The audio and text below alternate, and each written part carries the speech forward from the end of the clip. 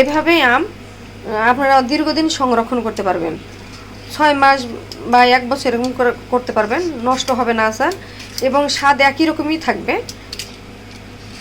এইভাবে সবগুলো ছিলে নিব, আপনারা দেখতে থাকেন পুরো ভিডিওটা। চুলাতে পানি দিয়েছি, গরম হয়ে গেছে, লবণ দিয়েছি, লবণ দিয়ে একটু ফুটিয়ে নিব দিয়েছি। আর ভালোভাবে ফুটিয়ে নিতে হবে,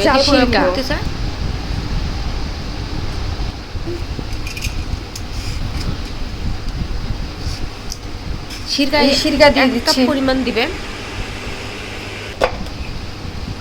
দিয়ে ভালোভাবে ফুটিয়ে নিতে হবে।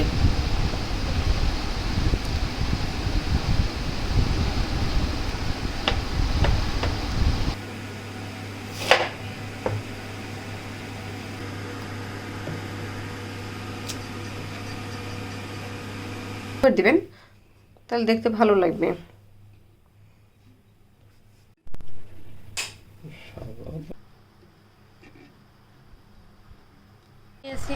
আমগুলা বয়মে এভাবে সাজিয়ে নিয়েছি।